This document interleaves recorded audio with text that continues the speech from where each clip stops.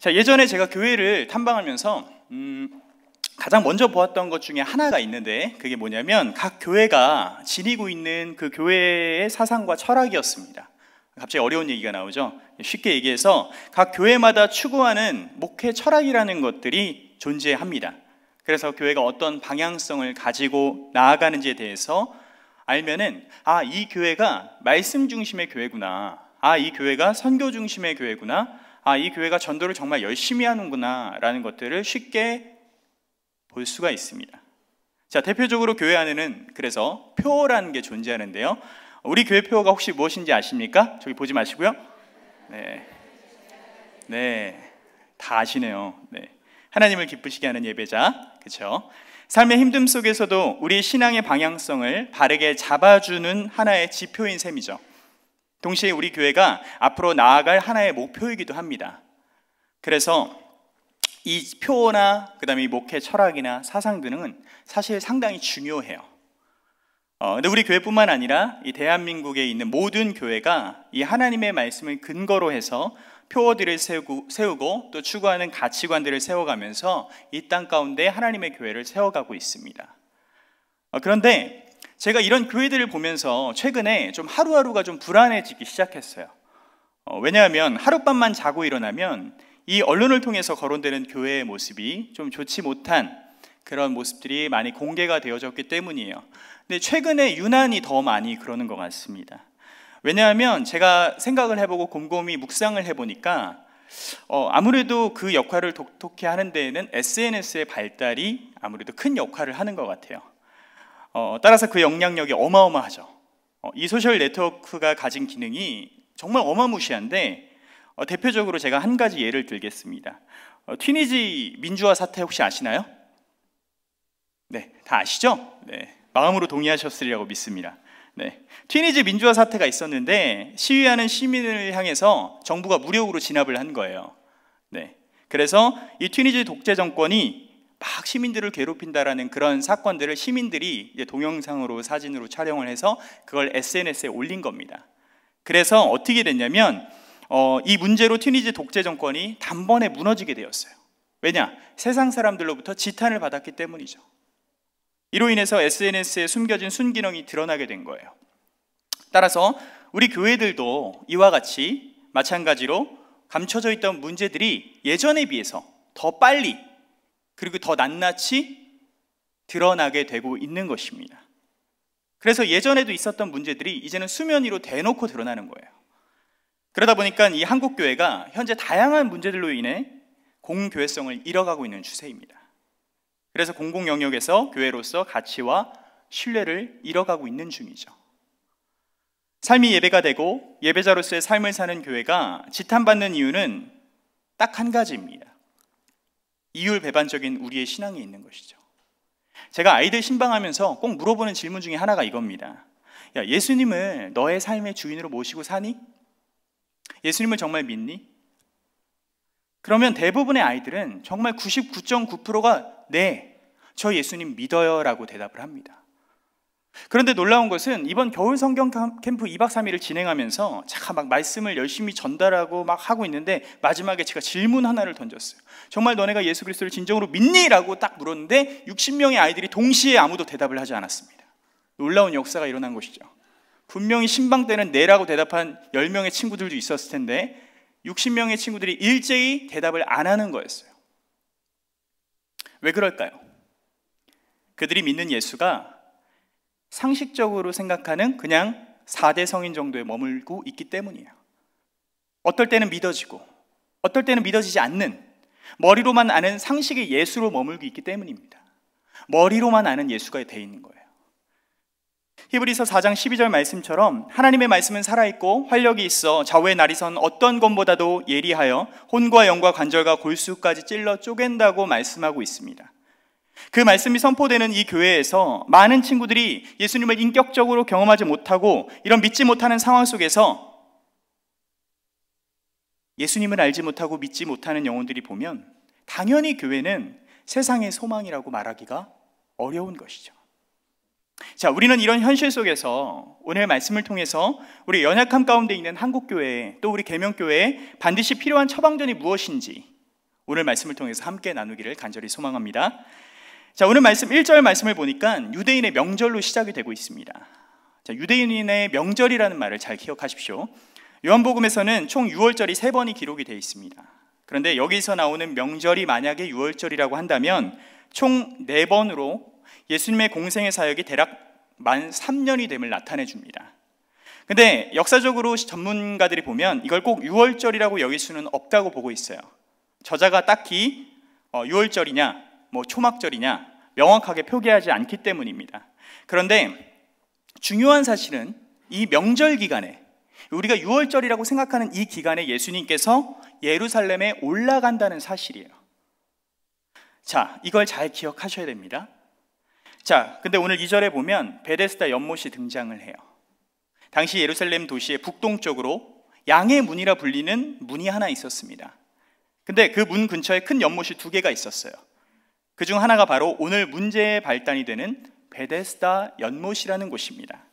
자, 베데스다라는 이름은 무엇일까요? 자, 미국에 가면요, 미국에 여기 다들 가보셨죠?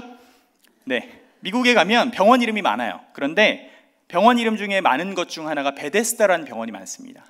근데 이 베데스다의 뜻이 뭐냐면 베이트, 집, 헤세드, 은혜, 이걸 합쳐서 하나님의 언약적 사랑과 끊어지지 않는 사랑, 실패하지 않는 사랑을 나타내는 의미를 지니고 있는 아주 좋은 단어예요. 그렇죠? 그래서 쉽게 이야기하면 베데스다란 이겁니다. 은혜의 집, 은혜가 넘치는 집, 그것을 이야기하는 거예요. 이 은혜의 집을 살펴보게 되면 3절에서와 같이 병자들과 맹인들과 다양한 사람들이 많았습니다. 자, 이들의 특징이 뭐냐면 스스로 병을 고칠 수 없는 사람들, 아픈 사람들, 자유롭게 뭔가를 할 수 없는, 뭔가 구속받고 있는, 자신의 신체가 부자연스러워서 힘들어하는 그런 고통 속에 있는 사람들이 많았습니다.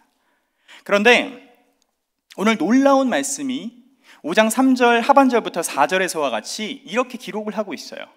물의 움직임을 기다리는 이는 천사가 가끔 못에 내려와 물을 움직이게 하는데, 움직인 후에 먼저 들어가는 자는 어떤 병이든 낫게 해주는 전설이 존재했습니다. 전설이요. 천사가 내려와서 물을 흔들 때 제일 먼저 들어가는 사람은 무조건 낫는다 이겁니다. 천사가 내려와서 물을 흔들 때. 당시의 물은요, 열왕기하 5장 10절에서도 나와 있지만 치유를 위해서 지역의 물에서 씻거나 그 물을 마시라고 명령했었습니다. 무엇보다 당시 헬라 문화에서는 물은 치유와는 뗄래야 뗄 수 없는 관계였어요. 따라서 사람들이 정결해지고자 할 때에 물은 반드시 필요한 필수적인 구성 요소였던 것입니다. 그런데 이 중에 누가 제일 먼저 들어가는 사람이 있습니까? 일단 눈이 보이지 않고 또 다리가 불편한 사람이 있고 누군가의 도움 없이는 아예 움직이지 못하는 상황입니다. 근데 누가 먼저 들어갈 수 있을까요? 물결이 흔들릴 때 과연 이 중에 누가 먼저 들어갈 수 있겠냐 이겁니다. 누군가의 도움 없이는 아예 움직일 수가 없는 거예요. 이런 상황 속에서 이들은 기적 같은 일들이 일어나기를 기대하며 소망하며 사는 것이 전부였습니다. 근데 한편으로는 너무 잔인한 거예요. 이 베데스다라는 연못에, 이 은혜의 집에 그 전설이 이루어지면 얼마나 좋겠어요. 그렇죠? 그런데 한편으로는 너무 잔인한 겁니다. 왜냐하면 물이 움직일 때 가장 먼저 들어가는 한 사람만 병을 치유받기 때문이에요. 딱 한 사람만. 아픈 것도 서럽고 고통스러운데 자비를 가장한 경쟁과 무자비함이 존재하는 전설의 장소인 것이죠. 아픈 이들을 더욱 절망의 끝으로 데려간 곳이 바로 이 베데스다였습니다. 따라서 우리는 베데스다 연못의 병자들의 상황이 어떠한지를 한눈에 살펴볼 수 있는 것이죠. 죄인들의 삶에는 참된 소망이 없고 그들의 상태가 얼마만큼 절망적인가를 보여주고 있는 거예요. 쉽게 이야기해서 이름은 은혜의 집인데 제일 먼저 들어가는 사람이 낫는다는 세상적 원리를 가지고 있는 것이 바로 오늘 말씀에 나오는 베데스다의 연못입니다.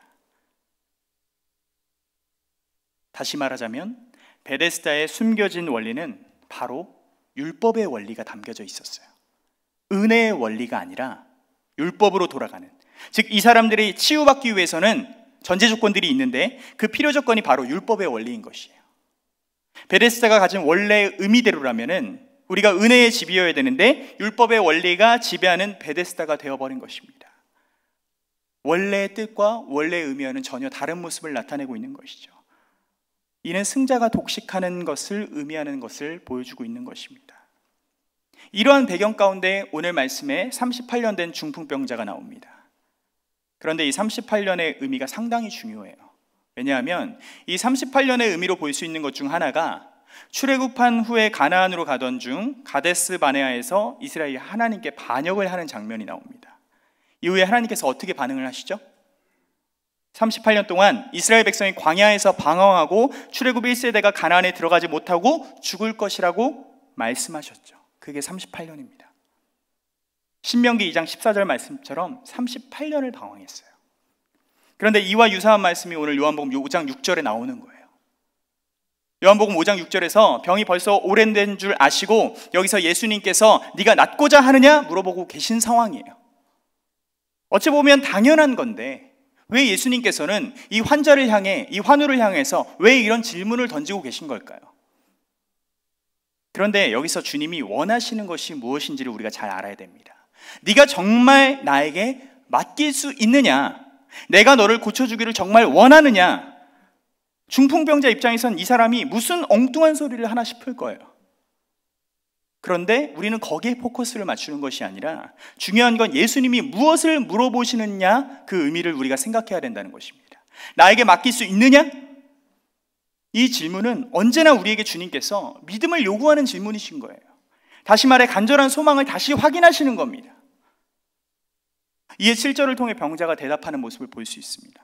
어떤 사람이 친절하게 말을 걸어주니까 이 말을 가까이 갈 수 있게 조금만 도와달라고 이야기를 합니다. 조금만 도와달래요. 하지만 예수님께서 요구하시는 건 내게 너를 맡겨라 이겁니다. 그런데 병자는 뭐예요? 내가 조금 갈 수 있게끔 도와주세요. 이 사람은 자존심 가지고 내가 할 수 있다라는 생각을 갖고 있는 것 같아요. 낫고 싶냐는 질문에 그는 낫고 싶다의 열망보다는 조금만 도와주면 내가 저 물에 들어갈 수 있다라는 것에 집중을 하고 있는 것입니다. 그리고 그 물에만 들어간다면 내 모든 문제가 해결받을 수 있다는 것이 이 38년 된 병자의 궁극적 해결 문제가 된 거예요. 쉽게 이야기하면 이겁니다. 나를 그동안 데려다주는 사람이 없어서 내가 38년 동안 이러고 살았습니다. 그동안 나를 이 연못에 넣어줄 사람이 없었기 때문에 38년을 내가 이러고 산 거예요 라고 얘기한 거예요. 근데 우리의 신앙도 이와 같습니다. 그의 대답을 한번 잘 생각해 보십시오. 물이 움직일 때 나를 넣어주는 사람이 없었다고 대답을 하고 있어요. 생명을 잃어버린 자들의 외침입니다. 마치 우리의 삶에 학벌이 받쳐주지 않아서, 돈이 많지 않아서 나보다 앞서가는 사람들이 있는 것 마냥 남들보다 먼저 물에 내려가는 것이 인생의 궁극적인 목적이 돼버린 거예요. 제가 목회를 하다 보면요, 가장 큰 저의 적이 무엇인지 아십니까? 바로 교회를 성장시키고 부흥시키며 교인들을 변하게 하는 것이 소명인 줄 착각하는 거예요. 그래서 열심히 함에도 변하지 않음에 좌절하게 되고 낙심하게 됩니다. 뭔가 은혜를 받은 것 같은데. 우리 오늘 계명교회 초등부 친구들도 수련회 때 막 은혜를 받았다고 막 신앙간증문에 썼어요. 근데 제가 그 아이들에게 기대하고 소망하는 바가 있을까요? 옛날에는 했어요. 옛날에는. 근데 요새는 안 합니다. 왜냐하면 주일날만 다시 돌아오니까. 일주일을 안 가더라고요.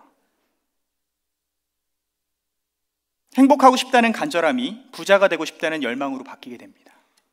하나님과 동행하겠다는 간절함은 인정받는 사역자가 되고 싶다는 갈망으로 바뀌게 됩니다. 그런데 예수님의 방식은 달라요. 그것을 완전히 뒤집어 버립니다. 우리 같으면 야, 내가 너를 고쳐주려고 했는데 너가 아직 준비가 좀 안 된 것 같아. 다른 사람 고쳐줘야겠다 이럴 수 있습니다. 이렇게 생각할 수 있어요. 그런데 주님은 그렇게 하지 않으십니다. 오히려 8절에서 예수님께서 이르시되 일어나 내 자리를 들고 걸어가라 라고 말씀을 하십니다.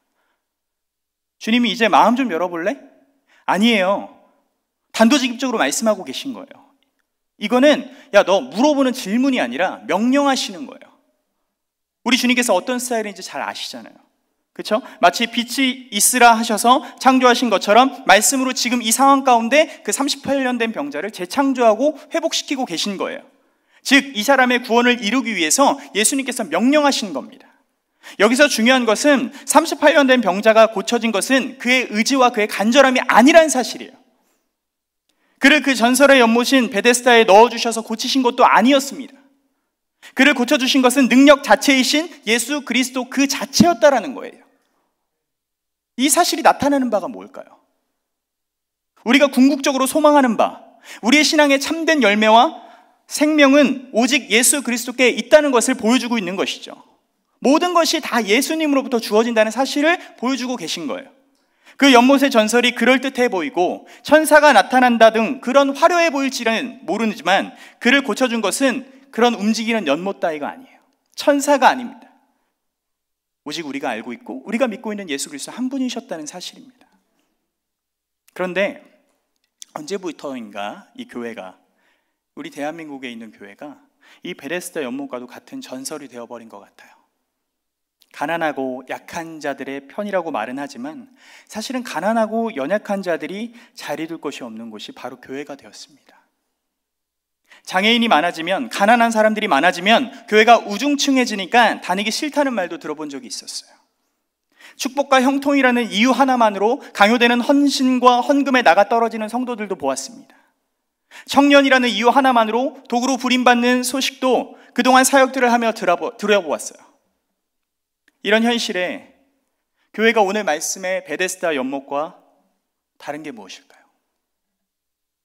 간절한 마음으로 3, 4, 5 모여서 도움을 구하면서 하나님의 은혜를 간절히 기대하고 소망했는데 오늘날의 베데스다 연못에는 진정한 생명이 존재하지 않고 있습니다. 근데 우리 교회도 마찬가지라는 거예요.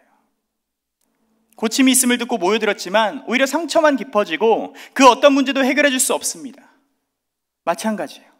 교회 안에, 우리가 이 다니고 있는 이 계명교회 안에, 또 우리 안에 예수님이 없다면 우리의 모습과 우리의 교회는 베데스다 연못처럼 돼버리는 거예요. 그냥 전설이 되는 겁니다. 그냥 은혜의 원리가 아닌 율법의 원리가 돌아가는 연못이 되는 거예요. 그런 교회가 되는 겁니다. 그러면 교회가 생명력이 없어지죠. 그런 생명력 없는 교회에 누가 오고 싶겠습니까? 건물만 번지르르 하면 올까요? 시설이 좋으면 올까요? 무엇보다 이 사회는요, 예수님을 모르는 사회는요, 이런 것 정도는 알더라고요. 현재 교회가 생명을 주지 못할 뿐더러 더 나아가 약한 자들 편에서 그들을 배려해 주는 곳이 아니라는 것을, 오히려 문제를 해결해 주겠다는 빌미로 봉사와 헌신을 요구하고 순종을 강요하는 것처럼 보일 때가 많기 때문에 믿지 않는 그 세상 사람들은 교회에 대한 부정적인 인식이 되게 강해요. 근데 이와 같은 반응이 오늘 함께 읽진 않았지만 10절에서와 나타나고 있습니다. 10절에서와 같이 유대인들의 반응이 나타나는데, 10절에서 유대인들이 안식일인데 네가 자리를 38년 된 병자가 걸어다니는 모습을 보고 그를 정죄하고 비판하고 비난하기 시작합니다. 근데 생각해 보세요. 38년이나 앉아 있었습니다. 그런데 그 38년 된 병자가 그 주변의 모든 마을 사람들, 성전 근처에 있는 사람들이 다 알았을 거예요. 그의 38년 된 상황을, 그가 어떤 사람인지를 다 알았을 겁니다. 근데 그가 지금 예수 그리스도로 인해 일어나 걸어라, 그 말 한마디로 걷고 다니고 있어요. 그러면 상식적으로 생각했을 때 우리가 함께 기뻐하고 함께 웃고 함께 축하해야 될 일 아닙니까? 그런데 유대인들은 안식일을, 제가 아까 말씀드렸죠, 안식일인데 38년 된 병자가 일어나 짐을 들고 움직이는 걸 가지고 딴지를 걸고 있는 거예요. 너 지금 안식일인데 네가 그 자리에서 일어나갖고 움직여? 이게 말이 됩니까? 도대체 얼마만큼 해야 이렇게까지 갈 수 있냐 이거예요.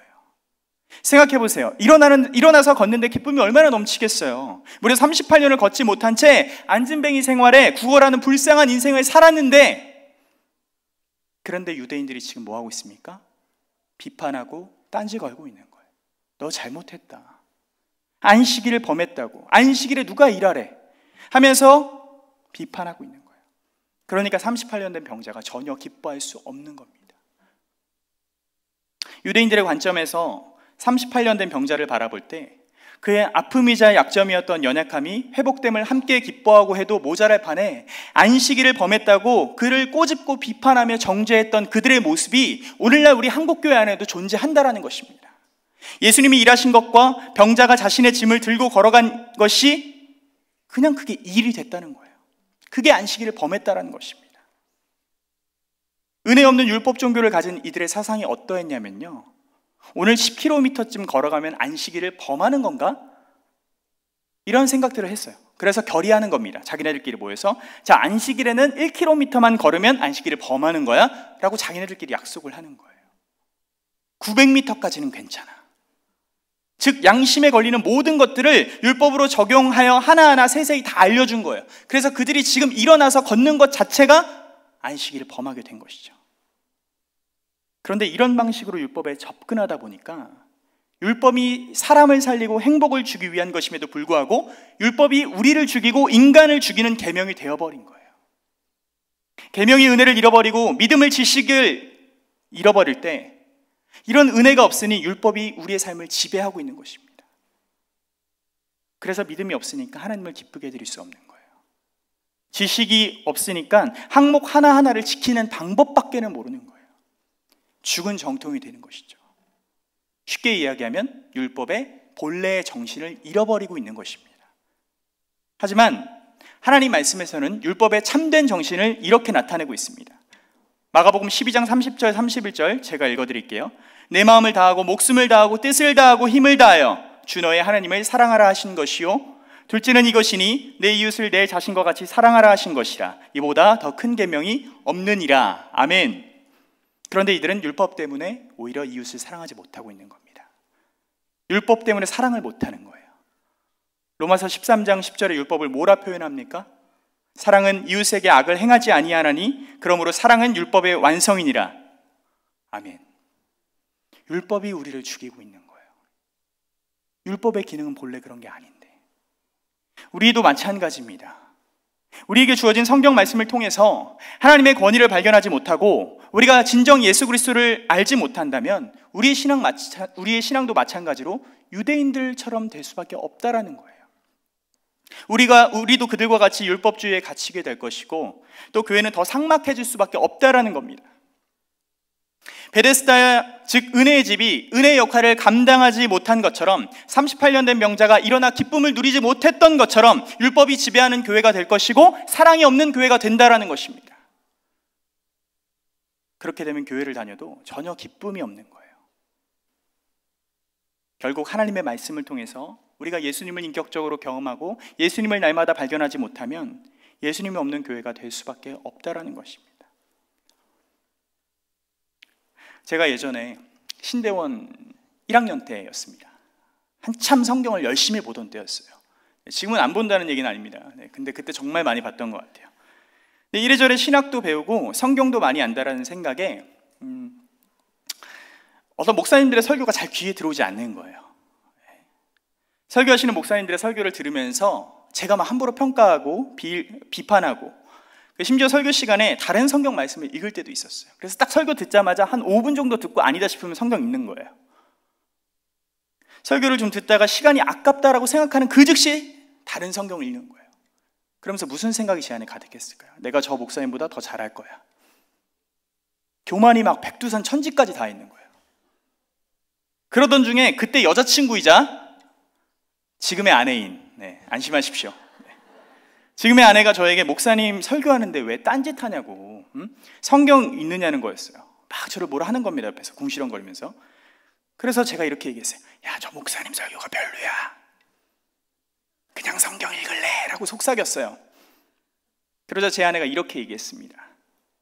다 끝나고 나서 나중에 당신도 똑같은 경우를 당했을 때 어떨 것 같아?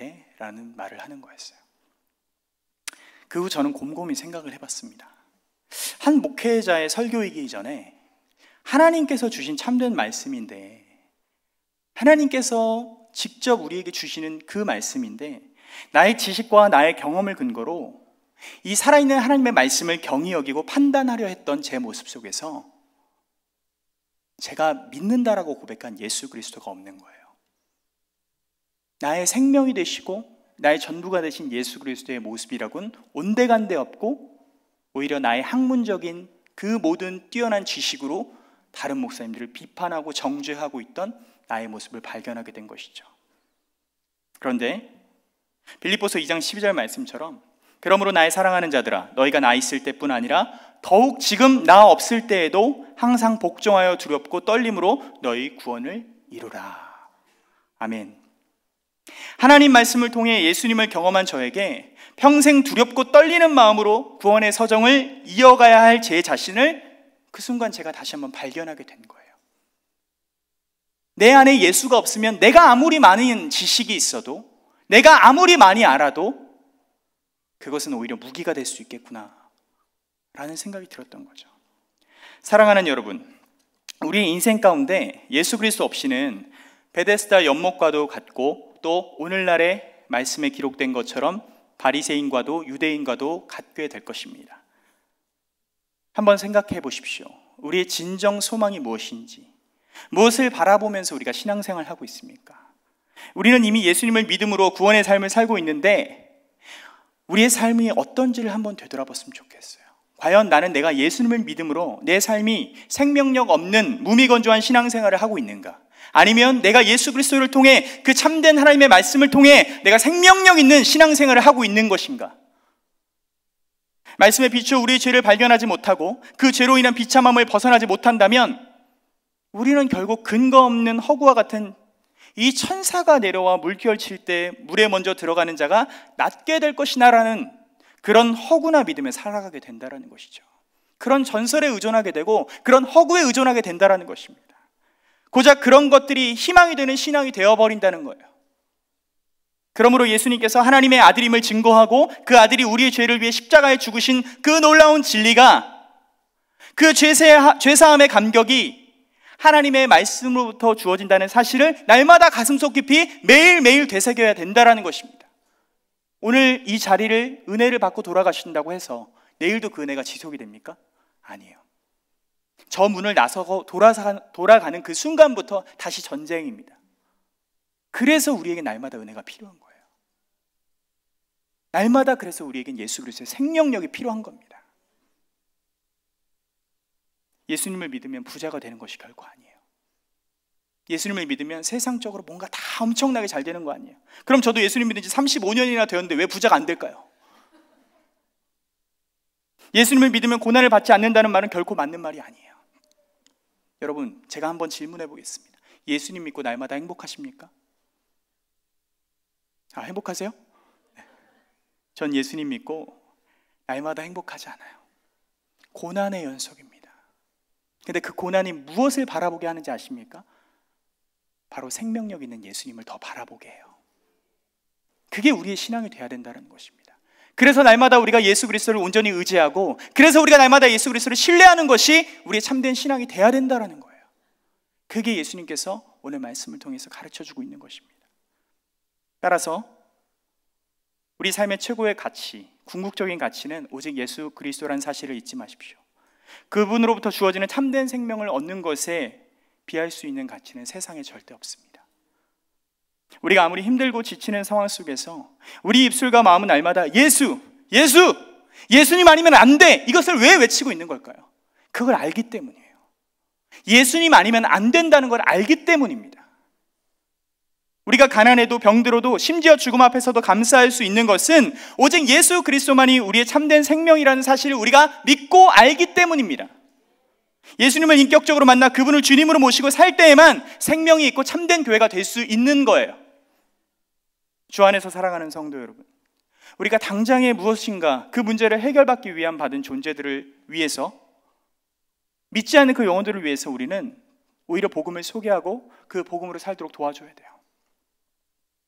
가난하고 약한 자들 편에 먼저 서서 그들을 위해 기도하고 그들을 도울 수 있어야 돼요. 교회는 눈앞에 보이는 것으로 호객행위하는 베데스다가 되는 곳이 아닙니다. 오히려 예수님으로 인해서 참된 생명이 넘치는 베데스다가 되어야 돼요. 앞에 서두에 말씀드렸던 히브리서 4장 12절 말씀을 기억하십시오. 하나님의 말씀은 살아있고 활력이 있습니다.